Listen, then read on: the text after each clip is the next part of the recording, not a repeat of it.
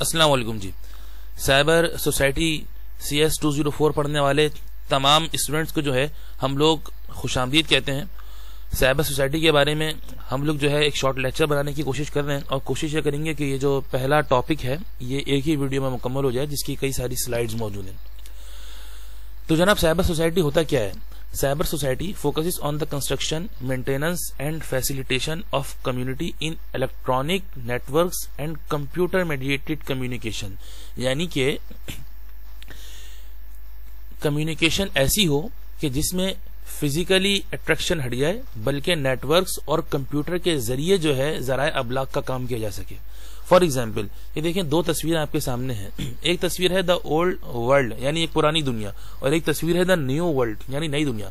Old world में old world में आप देखिएगा कि जितना भी इंटरेक्शन हो रहा है आपस में पब्लिक का, वो न्यूज़पेपर के जरिए हो रहा है, टीवी के जरिए हो रहा है या रेडियो के जरिए हो रहा है। इसके अलावा और एक दो चीजें हो सकती हैं। मतलब ये हुआ कि कम्युनिकेशन जो है वो आपस में इतनी वास्ट नहीं है, बल्कि महदूद कम्युनिकेशन है, लिमिटेड कम्युनिकेशन है, और उसके लिए भी पेपर्स का और गैदरिंग का इस्तेमाल किया जा रहा है।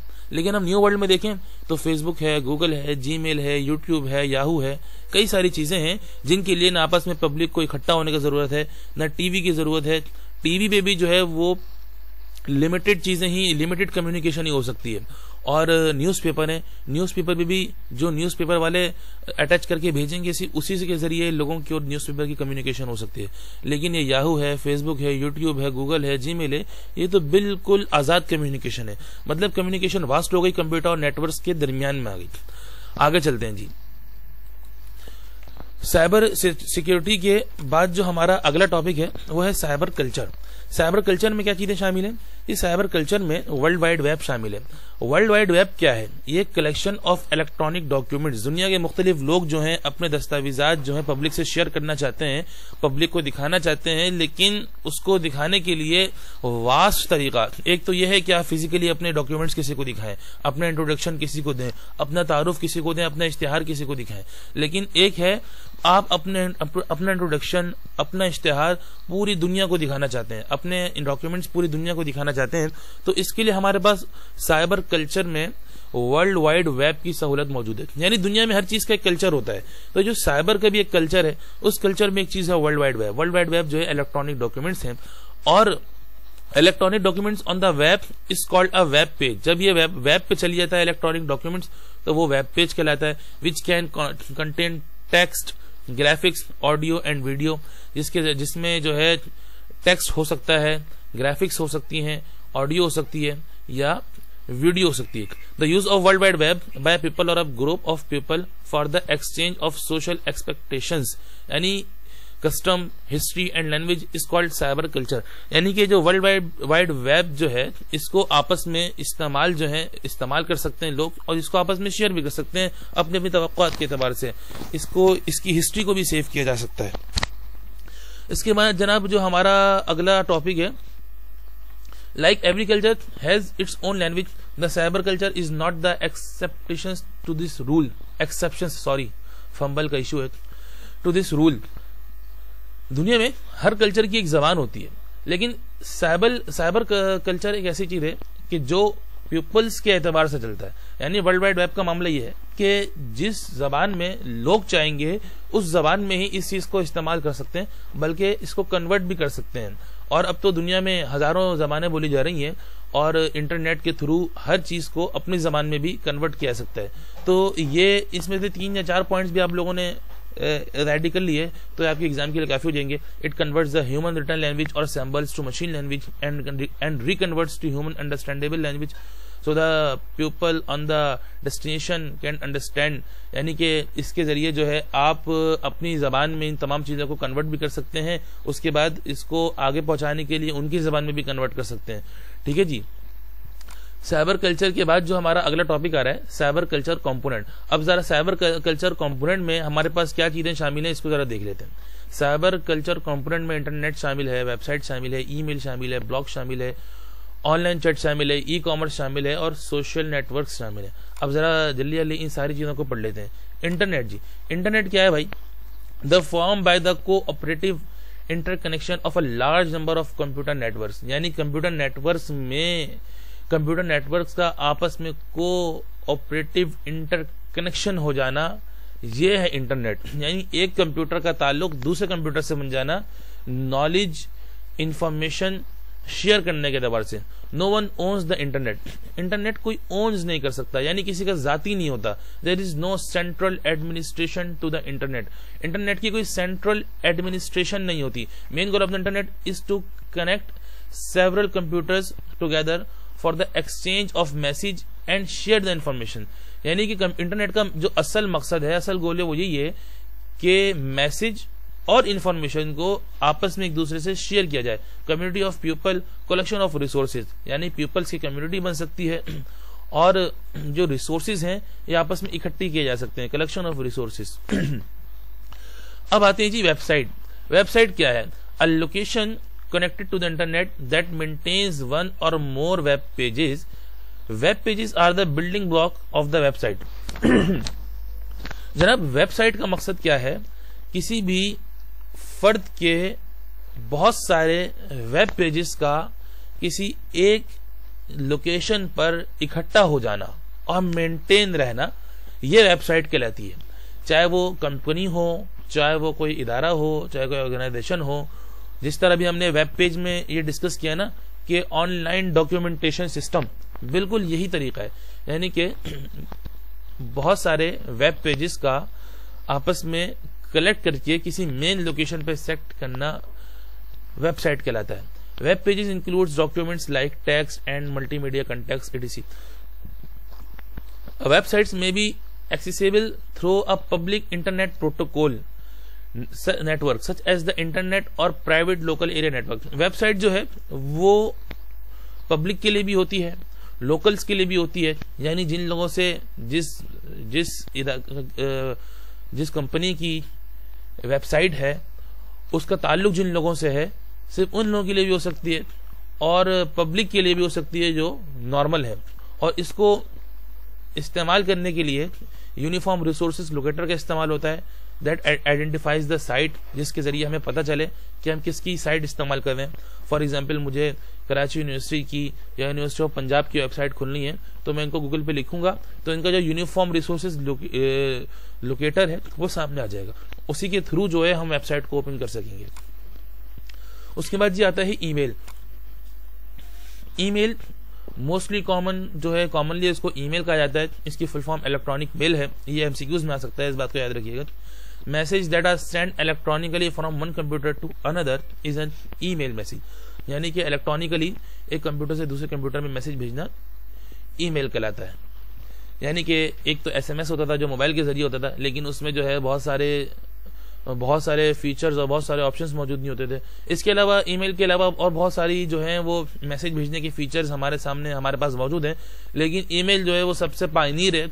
इलेक्ट्रॉनिक मेल जो है सबसे पायनीर है, जिसमें तमाम चीजों को मेल किया जा सकता है। अब जनाब आता है ब्लॉग। ब्लॉग क्या है? A blog is a discussion और informational site publish on the world wide web consisting of discrete entries. A regularly updated website or web page typically runs by an individual or a small group. यानी कि किसी का अपना web page या website को तो रोजाना के एतबार से अपडेट करना, ये ब्लॉगिंग कहलाती है। ब्लॉगिंग में इंफॉर्मेशन हो सकती है, ब्लॉगिंग में जो है कोई मालूमात हो सकती है, ब्लॉगिंग में जो है किसी भी फर्द या किसी भी कंपनी की नॉर्मल रूटीन की डिस्कशन भी हो सकती है। यानी कि ब्लॉगिंग का बुनियादी मकसद यही है कि अपने रोजाना की चीजों से दूसरों को आगाह करना, और किस जरिए से आगाह करना, उसको इलेक्ट्रॉनिकली यानी कि इंटरनेट के जरिए जो है इनको अपडेट करते रहना। ब्लॉगिंग के बाद जनाब हमारा है ऑनलाइन चैट। ऑनलाइन चैट का मकसद क्या है भाई? Any kind of communication over the internet that offers a real-time transmission of text message from sender to receiver is called online chat. Online chat का भी बुनियादी मकसद ये है कि इंटरनेट के थ्रू ऐसी ट्रांसमिशन करना टेक्स्ट मैसेजेस की, जिसमें एक रिसीवर जो है आपके मैसेजेस को, आपके टेक्स्ट को पढ़े और टेक्स्ट के जरिए आपको जवाब भी दे।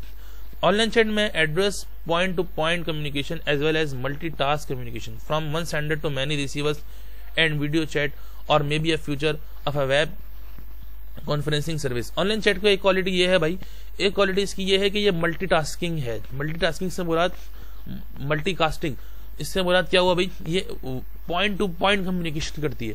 यानी कि जिस सेंडर से या जिस रिसीवर से आप बात कर रहे हैं, एक तो उसके जरिए भी बात हो सकती है, एक तो उससे पॉइंट टू पॉइंट भी बात हो सकती है, और एक सेंडर मल्टीपल रिसीवर से भी बात कर सकता है। इस तरह व्हाट्सएप ग्रुप हैं और मैसेंजर ग्रुप्स हैं, यानी एक सेंडर है जो मल्टीपल रिसीवर से बात कर रहा है, जिसमें वेब कॉन्फ्रेंसिंग सर्विसेज और वीडियो चैट भी शामिल हो जाती हैं। एनी डायरेक्ट टेक्स्ट बेस्ड और video based one on one chat और one to many group chat by using tool such as instants messengers, internet relay chat वगैरह। यानी अब तो खैर इन चीजों की मिसाल देनी नहीं चाहिए, अब तो व्हाट्सएप की मिसाल देनी चाहिए कि जिससे ये एक ऐसा ग्रुप ऑफ चैटिंग भी बन चुका है। ऑनलाइन चैटिंग जो है पूरी एक सोसाइटी बन चुकी है। अच्छा, इसके साथ जो है जनाब ई कॉमर्स आ गया।